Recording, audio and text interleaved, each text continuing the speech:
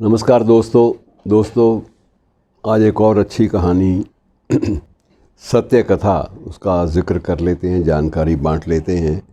अभी हाल ही में कुछ माह पहले असम की सरकार ने एक महिला को सम्मानित किया। वहाँ की महिला समाज कल्याण मंत्री, उसकी ओर से ये सम्मान उसे दिया गया और उसे कहा गया कि तुम अपनी बात कहो, हमने तो सम्मानित कर दिया, तुम्हारी अपनी जो संघर्ष के लिए 2 पंक्तियों की साइटेशन प्रशस्ति हमने पढ़ दी, लेकिन तुम अपनी बात कहो। उसका नाम था रुनझुन। अब रुनझुन बेगम जो है कि मुस्लिम महिला थी और उसने सारी अपनी दास्तान सुनाई तो लोगों के एक और तो लोगों की आंखें नम भी हुईं और दूसरी ओर ये भी हुआ कि लोगों ने महसूस किया कि आदमी अगर इज़्ज़त से जीना चाहे तो उसके 100 रास्ते निकल आते हैं। ऐसा नहीं है कि रास्ते सारे बंद हो जाते हैं। जहाँ पूरा अंधकार होता है वहाँ कहीं ना कहीं किसी कोने में एक रोशनी की उम्मीद जो है वो ज़रूर कायम रहती है, कायम मिलती है हमें। अब रुनझुन के जिस परिवेश में वो जीती थी, गुवाहाटी से कुछ किलोमीटर दूर उसका गांव था। उस गांव में ये था कि शादियां जल्दी करती जाती थी, जैसे प्राचीन काल में क्या अब भी जो देहात हैं, ग्रामीण इलाके, जो दूरस्थ ग्रामीण इलाके हैं, जो विकास की धारा से या ज्ञान की धारा से नहीं जुड़े हुए, वहाँ अब भी यही चलता है। इसकी शादी हो गई जब ये 16 वर्ष की थी।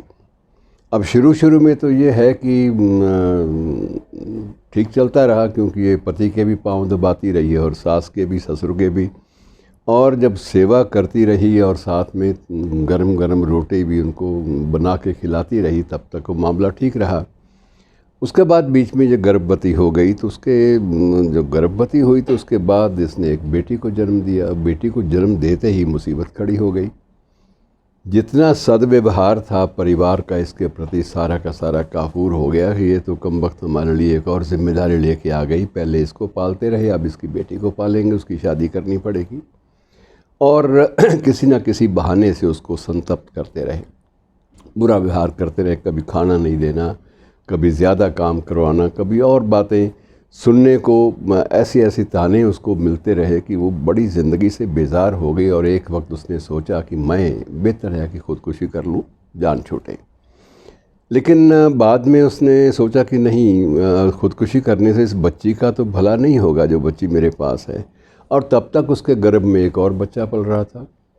अब उसको संकट ये था कि ये बच्ची भी, ये जो बच्चा पेट में पल रहा है, अगर ये भी कोई शिशु कन्या हुआ तो मेरे लिए तो मुसीबत जो है 2 तरफ़ा हो जाएगी और मैं बर्दाश्त ही नहीं कर पाऊँगी, जी ही नहीं पाऊँगी।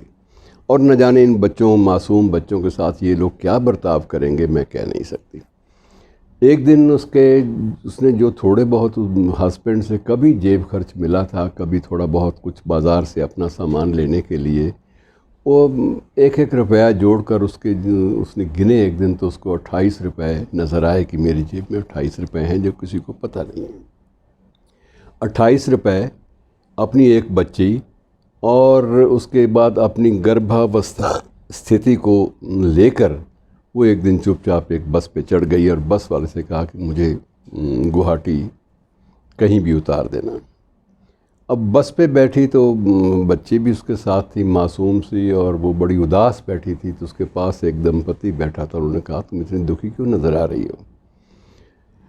तो उसने कहा, ये मेरा निजी दुख है, आप इसमें कुछ कर नहीं पाएंगे। लेकिन उन्होंने कहा कि नहीं बताओ, शायद हम कुछ कर पाएँ, क्योंकि ये मैं भी पेशे से वकील हूँ, मेरी जो पत्नी है ये भी वकील है। बात हुई, उनको समझ में आई, उन्होंने उसकी मदद ये करने का फ़ैसला किया कि इसको हम गुवाहाटी जाकर किसी कोने में इसको थोड़ा सा प्रश्रय दिलवा देंगे, और आश्रय दिलवाने के बाद हम इसका मुकदमा लड़ेंगे। मुकदमा लड़ा गया, ठीक है।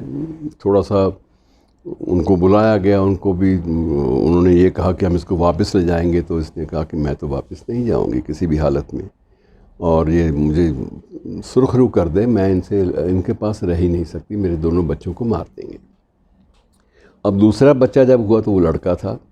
अब वो फिर ससुराल वाले आके मिन्नत करने लगे कि तुम चलो, तो इसने इनकार कर दिया। और इसने मित्रों, उन दिनों में इसने स्वयं अपनी कहानी बताते हुए कि उन दिनों कुछ घरों का जूठन इकट्ठा करती, बर्तन साफ़ करती और कपड़े धोती, और ये उसने मज़दूरी कर कर के उसने थोड़े थोड़े पैसे जोड़ने शुरू किए। जब ये पैसे कोई 700 के करीब हो गए तो उसने एक मशीन ख़रीद ली। मशीन पे वो सिलाई मशीन का काम थोड़ा बहुत करने लगी। कुछ मालूम था पहले, कुछ और उसने सीख लिया। अब उसके बाद उसे लगा कि इस काम में तो मामला ठीक है, मुझे 200 रुपये रोज़ बच जाते हैं, तो बहुत होते हैं 200 रुपया, और महीने का जो है मेरे पास 6,000 रुपया आ जाता है, मैं तो अब पीछे देखूंगी नहीं। उसने जितनी भी और औरतें ऐसी थी संतप्त, उनको भी इकट्ठा किया, उनको भी साथ लगा लिया। अब ये स्थिति है कि उसकी अपनी और वो साथ करने वाली, जो काम करने वाली जो औरतें हैं, जो उत्पीड़ित औरतें हैं, उन सब की आय महीने की 1,00,000 रुपया सारा खर्चा निकाल के उनको बच जाता है। और उसने एक बाकायदा बोर्ड बनवाया लकी टेलर्स के नाम से, क्योंकि वो अपने बेटे को जो बाद में पैदा हुआ उसको लकी मानती थी अपने लिए। तो लकी टेलर्स अब भी गुवाहाटी के एक कोने में मौजूद है, और जहाँ उसने एक दास्तान वक्त की दीवार पर जुझारू होने की लिखी है।